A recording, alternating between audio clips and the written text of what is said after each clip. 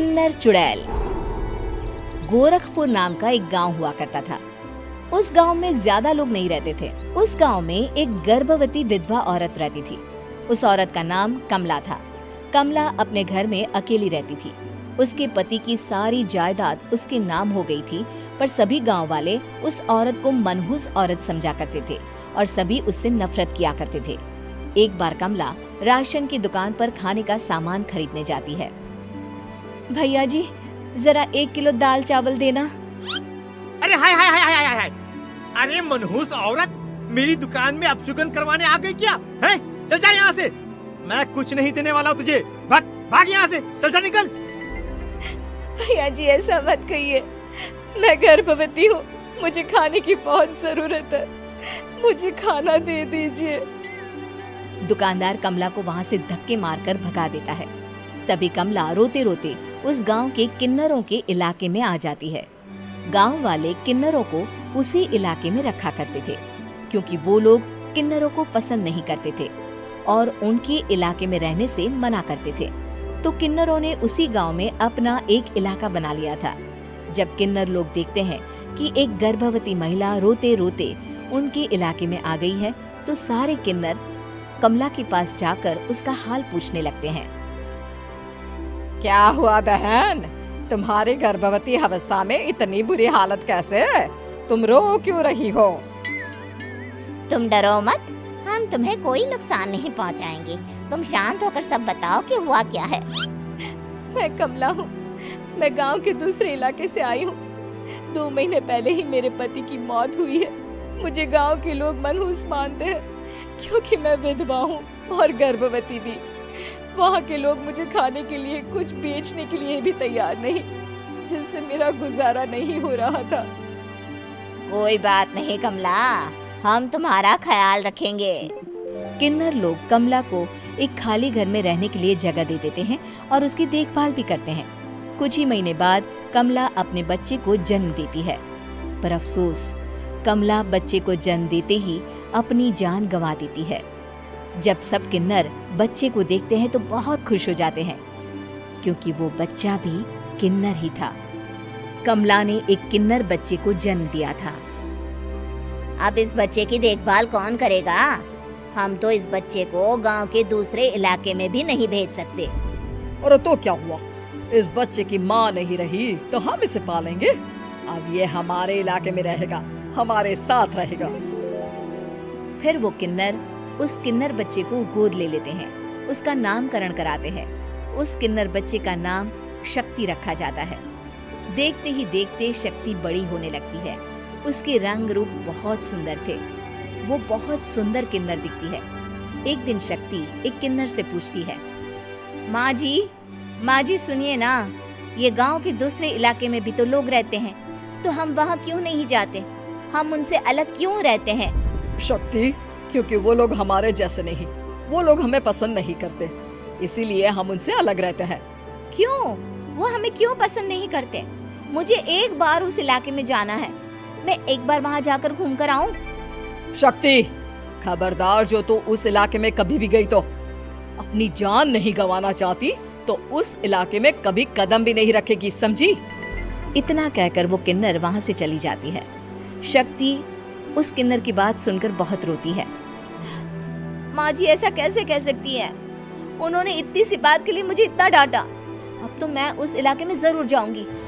फिर एक दिन शक्ति गांव के दूसरे इलाके में चुपके से जाती है। ये लोग तो हमारे जैसे ही इंसान हैं, तो ये हमसे नफरत क्यों करते हैं? जब शक्ति उस इलाके में पहुंचती है तो गांव के सारे आदमी उसके रूप से मोहित हो जाते हैं। वो लोग ये अंदाजा नहीं लगा पाते कि वो किन्नर है।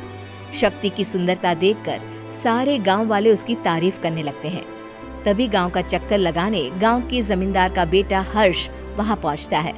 हर्ष भी दिखने में बहुत सुंदर होता है। जब हर्ष ने शक्ति को देखा तो वो भी उससे मोहित हो गया, और जब शक्ति की नजर हर्ष पर पड़ी तो वो हर्ष को देखकर मोहित हो गई। आपको पहले कभी इस गांव में देखा नहीं। इस गांव में आप नए हैं क्या? जी नहीं, वो मैं बस।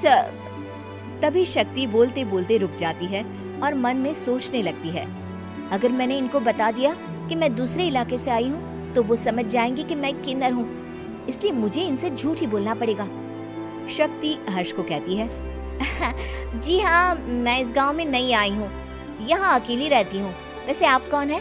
आप भी इसी गांव में रहते हैं? जी हाँ, मैं इस गांव के जमींदार का बेटा हूँ। आपको किसी भी चीज की जरूरत पड़े तो आप मुझे बता देना, मुझे अच्छा लगेगा। ऐसे ही शक्ति और हर्ष एक दूसरे से रोज मिलने लगते। वो दोनों अपने प्यार का इजहार करने एक दूसरे से मिलने जाते हैं। तभी शक्ति का पीछा करते करते एक किन्नर वहां आ जाती है। शक्ति, मैं तुमसे बहुत प्यार करता हूँ। मैं तुमसे शादी करना चाहता हूँ। क्या तुम मुझसे शादी करोगी? हाँ हर्ष, मैं तुमसे शादी करूंगी, पर मैं तुमको अपने बारे में एक सच्चाई बताना चाहती हूँ जो मैंने तुमसे छुपा कर रखी है। तभी उनके बीच में ही वो किन्नर आ जाती है। शक्ति, तेरी हिम्मत कैसे हुई ऐसा करने की? वो किन्नर शक्ति को खींचकर गांव के जमींदार के पास ले जाती है। हर्ष भी वहां शक्ति को बचाने के लिए पहुंच जाता है। जमींदार शक्ति और हर्ष के प्यार के बारे में सुनकर गुस्से में आ जाता है और शक्ति को गांव के बाहर निकालने की सजा देता है। शक्ति ये बात सहन नहीं कर पाती और कुएं में कूदकर अपनी जान दे देती है। जमींदार हर्ष की शादी गांव की एक लड़की से करवा देता है, पर हर्ष इस शादी से खुश नहीं होता। शक्ति अपना बदला लेने के लिए मरने के बाद किन्नर चुड़ैल बन जाती है। अब मैं इन गांव वालों को नहीं छोड़ूंगी, अब इनसे मैं अपने प्यार का बदला लूंगी। किन्नर चुड़ैल गांव वालों को परेशान करना शुरू कर देती है। एक बार वो रात को गांव के खेतों में पहुंच जाती है और वहां आग लगा देती है। सारी फसल जल के राख हो जाती है। जब एक आदमी रात को उठकर देखता है कि खेत में आग लग गई है तो वो वहां पहुंच जाता है। वो देखता है कि खेतों के बीचों बीच एक किन्नर चुड़ैल खड़ी है और वहां खड़े होकर ताली बजा रही है। गांव वाला किन्नर चुड़ैल को देखकर बेहोश हो जाता है। जब सुबह उस आदमी को होश आता है तो वो सीधा जमींदार के पास जाता है। अरे जमींदार साहब, अरे वो किन्नर चुड़ैल ने मेरी सारी फसल चला दी। अब मैं क्या करूंगा? क्या होगा मेरा? जमींदार चुड़ैल किन्नर का नाम सुनते ही सब कुछ समझ जाता है। अब वो बहुत डर जाता है। उसी रात को जब जमींदार डर के मारे अपने कमरे में सो नहीं पाता, तभी वहां अचानक से किन्नर चुड़ैल आ जाती है। किन्नर चुड़ैल जोर जोर से जमींदार के आगे खड़ी होकर हंसने लगती है और ताली बजाने लगती है। जमींदार उस डरावनी किन्नर चुड़ैल को देखकर बहुत डर जाता है। तूने मेरे साथ बहुत बुरा किया, अब मैं तुझे जान से मार दूंगी। नहीं नहीं नहीं नहीं, नहीं।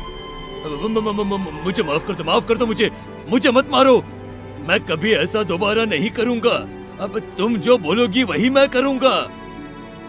ठीक है, मैं चाहती हूँ कि किन्नर इलाका गांव के इलाके से जुड़े और गांव का कोई भी आदमी किन्नर समाज से द्वेष ना करे, उससे नफरत ना करे, नहीं तो मैं सारे गांव को मार दूंगी।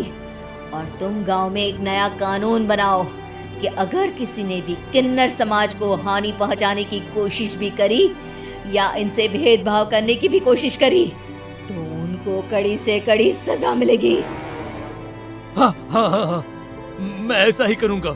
तुम जो बोलोगी वो मैं करूंगा, पर मुझे जाने दो प्लीज। तब वो किन्नर चुड़ैल वहां से चली जाती है। गांव का जमींदार किन्नर चुड़ैल का कहा मानते हुए दोनों इलाकों को एक कर देता है और नया कानून भी लागू कर देता है। तब से वहां किन्नर समाज और बाकी गांव वाले शांतिपूर्वक रहने लगते हैं।